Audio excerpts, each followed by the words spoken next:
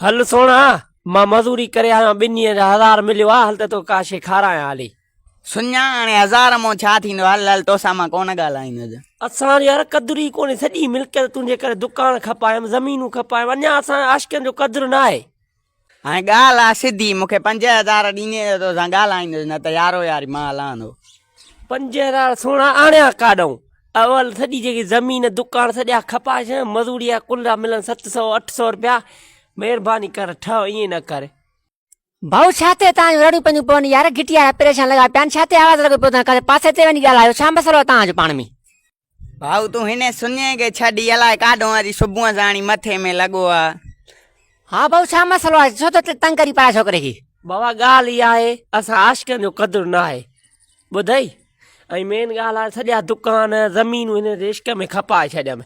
हाणे हर शइ तबाही थी, 500-700 मिलंदा मज़ूरी अथऊं, उहे बि हिन खे ॾियां। हल टबा का शइ खाराए घर ई कोन थो ॾियां त बसि आशिकनि जो क़दुरु कोन। तव्हां फ़ैसिलो कयो भला। माना सभु मसलो पैसनि जो आहे? तोड़ पैसा न आहिनि जो पंहिंजे दोस्त खे खाराए सघीं? पैसो हुजे पोइ ईअं उब थो ॻाल्हाए मूंसां। अरे यार पोइ परेशान छो थो थी? न थी टच मोबाइल। अरे यार पोइ परेशान छो थो थी? हरू भरू तोड़ पैसा न आहिनि नी, तोड़ टच मोबाइल त हूंदी नी। बाबा टच मोबाइल बटण मोबाइल सॼियूं इन करे सोने खे माने नेट मोबाइल आहे नी। भाऊ हिनखे 2 मिंट मोबाइल ॾे, हिकिड़ो मिंट। हा वठि मोबाइल।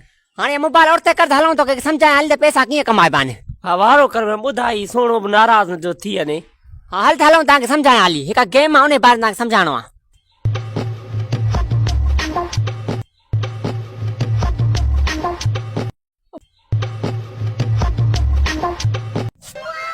भाऊ हाणे सुकून सां वेहो त मां तव्हांखे सम्झायां त पैसा कीअं कमाइबा आहिनि।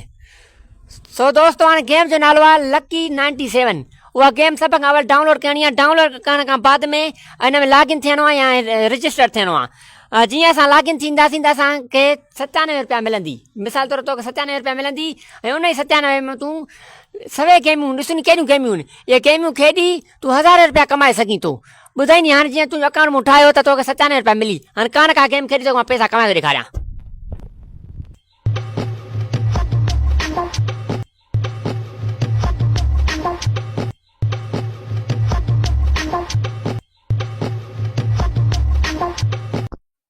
यस हाणे ॾिस तुंहिंजी 97 ते 5000 रुपया अची वई हलिया। वाकई वाकई वारी ॻाल्हि खे पीरो भेण ॾसी ईअं भेण हेॾियूं मिल्कियतूं खपाए छॾियमि दुकान सोने। अवल इहा गेम ॾसी न मिल्कियतूं बि बची वञनि। अब तुंहिंजो पैसनि वारो मसलो हल करे छॾियमि। हाणे जल्दीअ में गेम खेॾो ऐं पंहिंजे दोस्तनि खे जल्दीअ में खेॾनि पंहिंजा मसला हल कनि। हाणे मूंखे पक आहे हीउ तुंहिंजो दोस्त तोखां परे काॾे ई कोन वेंदो।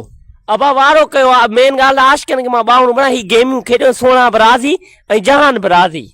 बिल्कुलु बिल्कुलु बाबा जल्दी कयो, गेम डाउनलोड कयो जेकॾहिं तव्हां पैसा कमाइण चाहियो था त हाणे ई बायो में मौजूदु लिंक ते वञी लकी 97 गेम डाउनलोड करियो ऐं पैसा कमायो।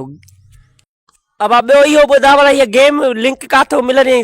दोस्तनि खे ॿुधायां। मेन ॻाल्हि आशिकनि खे घणो ॿुधायां। जंहिंखे बि गेम डाउनलोड करणी आहे मुंहिंजी टिकटॉक जी प्रोफाइल जी बायो में मौजूदु लिंक ते वञनि ऐं गेम डाउनलोड कनि। उनखे इनशाला गेम मिली वेंदी ऐं 1000 रुपया कमाइण पंहिंजो गुज़र कनि। अब वारो कयो लिंक ते अचो ऐं डाउनलोड कयो ऐं पैसा कमायो, ज़िंदगीअ खे वधायो। बिल्कुलु बाबा ज़िंदगी सुकून सां गुज़ारियो।